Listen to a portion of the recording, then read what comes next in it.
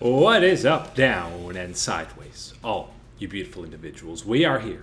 It is League Unlock. It is a Han Solo episode today as we go for a little bit of a special, tasty treat, a painful memory for many people because we're looking back at the 5 worst teams in the history of the World Championship. And the main caveat for this list is we're going season 3 and onwards, because if you look at season 1 and 2, the game itself was so underdeveloped, the meta was so underdeveloped that you could pick 10 teams from just those 2 championships because the level of play is so different from what we see nowadays. So we excluded seasons 1 and 2 also because it's a lot harder to get stats and highlights from those eras, to be completely honest.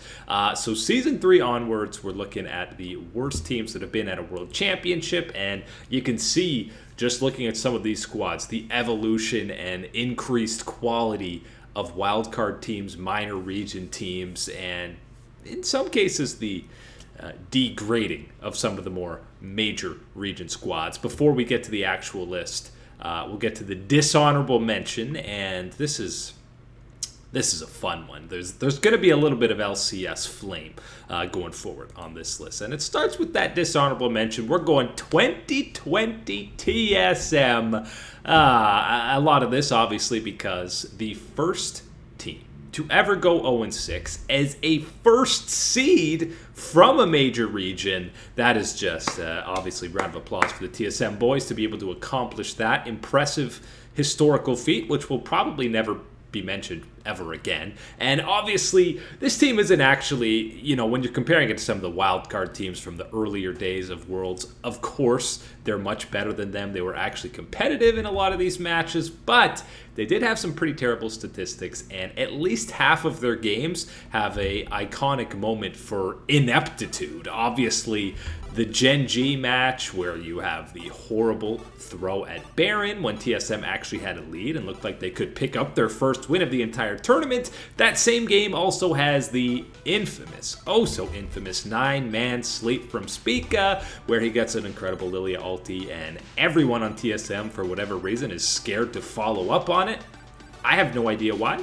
They were just that passive, which of course is a theme throughout Worlds and TSM, and that's one of the main reasons, we throw TSM on this list, is it's almost an homage to all of their other failures, I'm going to call, at Worlds. They also had the Fnatic game where Selfmade just walks into 4 members, gets 2 dragons, eventually an Ocean Soul to get Fnatic really steamrolling into that game. And then, of course, we ended off with the game against LGD where TSM makes the 200 IQ macro decision to trade Baron buff for a Nexus, ultimately leading to all the airport speed run, any percent runs that came through for TSM. And remember, coming into this, people were actually talking about TSM getting out of this group as the second seed behind Gen G because LGD had struggled in play-ins. Fnatic wasn't looking like, the peak Fnatic form. People had TSM getting out of this group, and the fact that they end up going 0-6, it's a combination of the expectations that they had coming into this and how badly they performed on the Rift. I think it's a fair dishonorable mention for one of the worst performances or worst teams that we've had at the World Championship. And unfortunately for LCS fans, as we get into the actual list, it doesn't get better because this one's a bit of a meme as well, because we're combining a little bit. Well, we are going for a collective LCS disaster in week 2 of 2015 Worlds. Yes, if you were paying attention at the time or watching the pro scene, this is when NA went 0-10 in week 2 of Worlds across basically 3 days. 2 days really. When the scheduling changes at Worlds and one group plays the entire day, so a team plays 3 games in a day, CLG goes 0-3, TSM goes 0-3, Cloud9 goes 0-4, adding up to the fantastic 0-10 combo for them. Cloud9 is probably the most painful one on this list. This was the era where they were at ninth place in the LCS at one point. High comes in, role swaps to play jungle. It's the first year with Incarnation, obviously Jensen on the roster, but they make this full run to actually qualify for Worlds, and then they start 3-0 after week 1, and the miracle run is looking prime and ready to continue into the top 8, into the quarterfinals. Not the case. 0-4, including a tiebreaker loss to AHQ. That one is pretty painful, but then you go to CLG, who also started 2-1, looked okay to maybe get out of that group with Flash Wolves, Pain Gaming, and the Coup Tigers. And then, 0-3, including that loss to Pain Gaming, and then you had all the memes flying high of BRTT greater than Doublelift. Obviously, probably the most two iconic players, or 80 carries from their respective regions, have such massive fan bases. Always fun to see them going head-to-head on the Rift, and when Pain Gaming got the upset against CLG to send them, of course, to 2-4. The Brazilian fans absolutely lost their minds, and the NA fans collectively put their hands in their head and cried, because no team ended up getting out of groups. When you talk about TSM, this is the rare time that they were actually the most forgivable of the disappointments for North America, because they started 1-2 in their group, so there already weren't many expectations coming into week 2. And even before that, they had far and away the most difficult group of the 3 North American teams. They had LGD, who underperformed in their own right. They were, favorites to at least go far in the tournament. Origin had that incredible run to get to top 4, and then KT Rolster. So their group, it was already a long shot for TSM to be getting out of groups, and then you combine that with a 1-2 start, and it was like, okay, I'm not expecting great things to happen out of this group. Sure, maybe one win to break the 0-10 streak, but was not meant to be the case. And of course, this was the last tournament for Dyrus, and that last game against LGD, he gives that super emotional interview with Shox about his whole career, one of the biggest fan favorites in the LCS. So a sad way for things to end for Dyrus, that you're part of this disgustingly infamous 0-10 run out of the LCS. And this is, you could honestly just make a list of painful NA performances. There'd be a lot of TSM on there, obviously, but I mean, you also had 2017, where Immortals had that huge collapse after a 2-1 start, where they ended up losing all these games. I think they went 0-4 as well. So week 2, there's a reason the week 2 curse is a thing with the LCS, and it's something that we're always talking about. It's very real. So if you collectively combine these 3 squads, CLG, TSM, and Cloud9, from the 2019 World Championship, if you're looking just at week 2, honestly, they could be number 1 on this list. But at the very least, they were competitive in these games, at least some of them, which, again, made it all the more painful when they did not pick up a single win, not a single squad getting out of the group stage. And then, you combine that with, it was the year where Fnatic and Origin both made top 4 at Worlds. It only made it even more painful. And this was kind of the full transition to, okay, EU is very much better than NA. Because in 2014, it was when 2 NA squads got out into groups, or into top 8 in TSM and Cloud9, and no EU squads. But from 2015 onward, the EU versus NA rivalry has very much been in the side of Europe, and it doesn't look like it's going to be shifting back anytime soon. Onwards we move to this list, and it's okay. LCS fans, everyone from NA, you can take a breath. You've got some time where we won't be talking about you as the worst teams on this list, because at number 4, it's a squad that now you look at the TCL and the Turkish League as a whole, and they are much more competitive. We're seeing, whether it's MSI or Worlds, at play-ins, competing against some of the very best, and players being picked up by the bigger regions. Just look at Armut and Closer, players who have performed well within the Turkish League, getting starting roles on important teams and, championship contending teams for the major regions in EU and NA.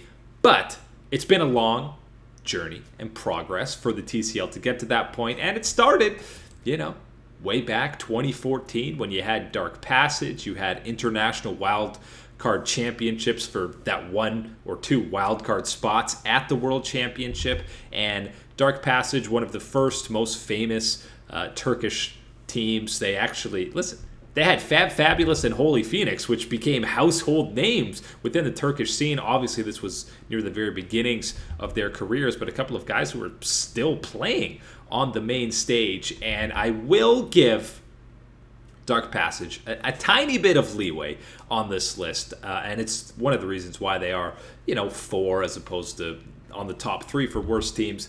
They had Samsung White and EDG, and of course EDG was one of the big favorites for this event, and Samsung White was the only team that had a faster game time than Dark Passage in their 6 games, and Samsung White's was across the entire tournament. Of course, if you recall 2014 Worlds, Samsung White probably the most dominant run, rivaled by 2015 SKT, but they absolutely obliterated everybody in the competition. That was just 2 guaranteed losses for Dark Passage. Now, AHQ was also in that group, and they didn't look great at times. So, maybe Dark Passage could have picked up a win. But again, this is 2014. This is when wildcard teams were not looked at to pick up a game, and this is when people were complaining that they were even at these events. It's a waste of a game. It's a waste of space to have them even playing any of these matches.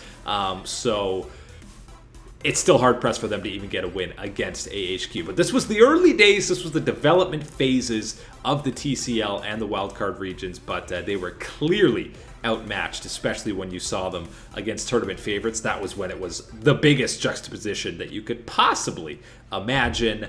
Number 3 on the list is another example of minor regions slowly growing, and now the Southeast Asia scene it's taken a little bit longer to even, well, they're still not at the point of the TCL, but we're going to 2015 now, talking about the Bangkok Titans, who, surprisingly enough, were featured a lot in the teaser videos for Worlds at 2015, so that was something for them. But again, like we had Dark Passage in that stacked group, at least one of the overall tournament favorites in Samsung White, it was the exact same for the Bangkok Titans because they were up against 2015 SKT, who I just compared to Samsung White for the most dominant run at the World Championship. And they even got to go up against Faker, picking the Olaf mid to completely murder and counter the Irelia pick out of the Titans. And obviously that one got steamrolled out of control. The other game, Easyhoon was playing for SKT, but SKT obviously finished 6-0 in this group as well. So that's, again, two immediate losses for the Bangkok Titans. I mean, the rest of that group, EDG, again, it's incredible how similar this group was for them to Dark Passage from the split before. And then they had H2K, who I feel like were actually a little bit better than what AHQ had in 2014. But the Bangkok Titans had so many moments where you were left scratching your head, whether it was misclicking on a minion for a Maokai W or, getting completely slammed by the Olaf, running in 1v4, 1v5 in some of these matches. God bless them. They were trying, the Bangkok Titans, but they were, much like the rest of the squads, the only team to go 0-6 at that 2015 World Championship. And again, not only were there not as many wildcard or minor region teams playing at this World Championship, but they had such little exposure to some of these, to playing against these world-class teams, that how are you supposed to get better as a region? That's been the biggest difference over the last several years, or half decade even, is there's more international events. There's more developed systems, infrastructure, organizations in these minor regions. We just weren't there at this point yet. Quickly, a couple of members, by the way. Lloyd and G4 were both on Bangkok Titans, which might sound familiar to you. They both played on Mega eSports, playing again in the Southeast Asian leagues, but they did make it to MSI and the World Championship playing stage with Mega eSports. So a lot of these wildcard teams, as you're going to see as the next couple play out, they did stick to it and were part of the growth. Obviously, integral parts, because they were some of the first teams going to this international events, but developing these scenes, sticking with the same team, even because, Lloyd and G4 played on that same squad, Mega eSports, for a couple of years. So seeing them grow together and develop that scene, it's great to see. And playing in the play-in stage, one of the best things that Riot did add, I think, to the World Championship and the mid-season invitational as well. And now we reach into the top 2. And this, we're going real early days. I said we're not doing Season 1 and Season 2 because it's too hard to sift through those. But Season 3 was kind of, if you weren't watching the pro scene around then, and listen, I don't blame you, it's almost a decade ago that we're approaching now, but it was kind of the barrier of entry for when the scene started getting very developed. It was the first, okay, I guess Season 2 was played at Staples Center, but Season 3 was really the coming alive of the esports scene within League of Legends in particular, and when you really saw the growth of pro players stepping up. But there was still a little bit of not high caliber play, and the wildcard, I was just talking about Season 4 and Season 5, the wildcard scene being not nearly as developed. Well, in Season 3, you even had, the Gamma Bears, which was basically Flash Wolves before they were fully developed. You had lots of the players on that team,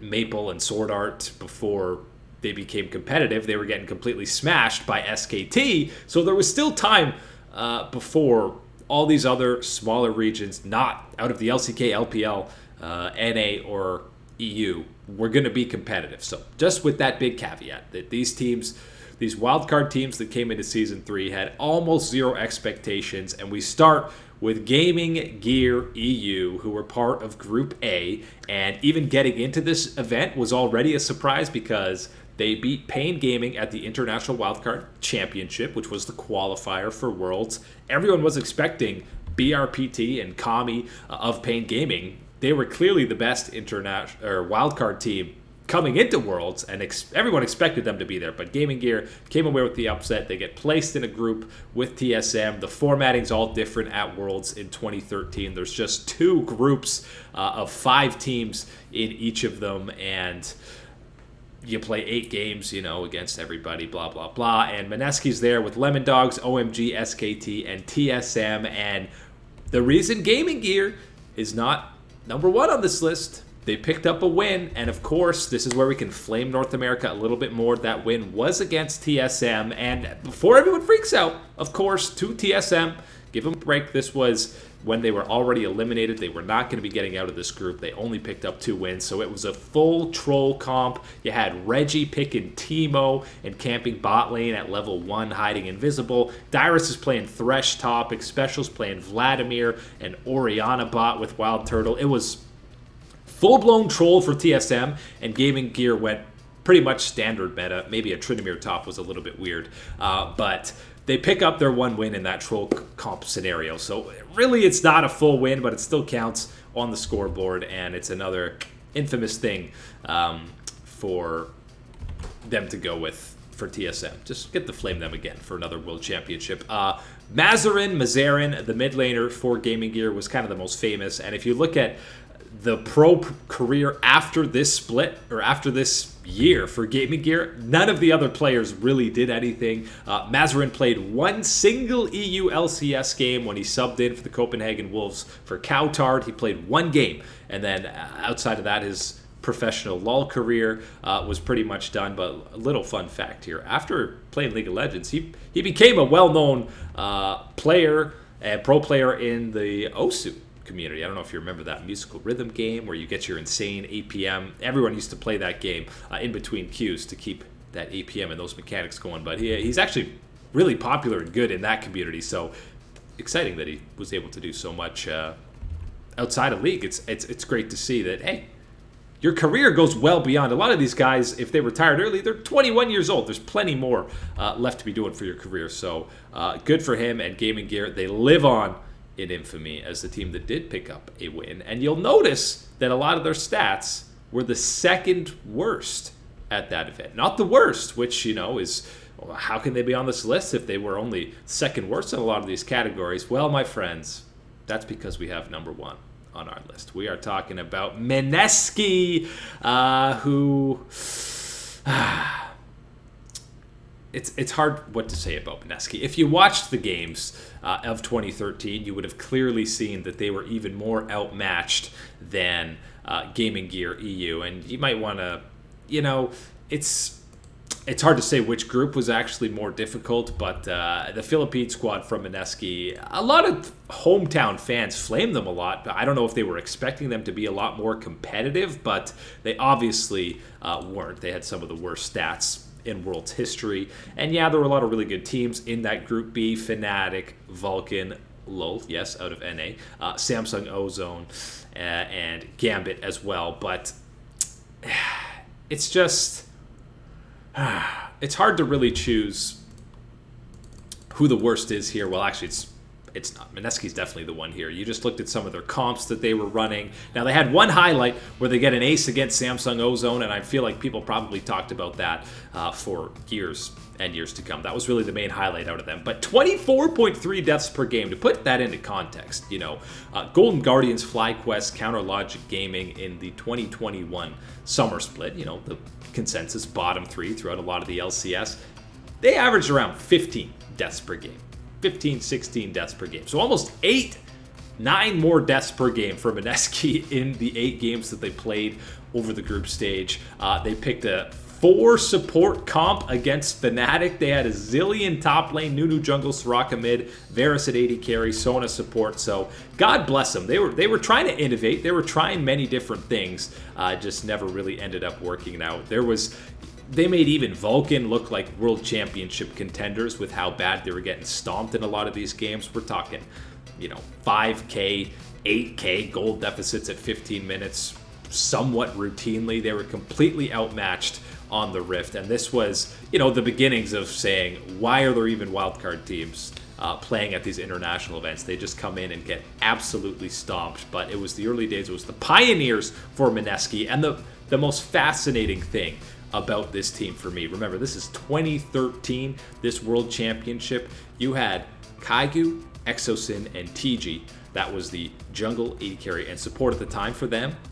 Years later, MINESKI still existed as a team in the Philippines, playing in the different leagues around there. 8+ years later, we're talking, and they're still involved with the organization. Around 2019, the brand, they rebranded to Liab eSports, but Kaigu played top support and jungle for them over 7 years, and then when they rebranded, he's still with the team as a streamer, streaming for them. Same thing for Exosin. He played AD carry and mid on and off until 2020 and is still a streamer for them. And TG, the support, who jumped back and forth playing for them again, is a head coach for the team for them now. So the fact that these guys were such early pioneers for League of Legends in the Philippines, and they stayed with what was still one of the biggest brand names and esports teams within League of Legends. They stayed for almost a decade with them after that 0-8 terrible run at the World Championship. Big kudos to them. They should absolutely be proud. Back then, it was just you made it to the World Championship. Anything else from there is a win. So even though MINESKI got absolutely stomped at the 2013 World Championship, the loyalty that the players showed to the organization just speaks to how passionate they were about the game and how important they were for creating wildcard hype and the underdog story at the World Championships, which we have known and loved for the years to come after that. But that is it today for League Unlocked. My name's Eric. Thank you guys so much for hanging out as always, and we will catch you on that flippity flip.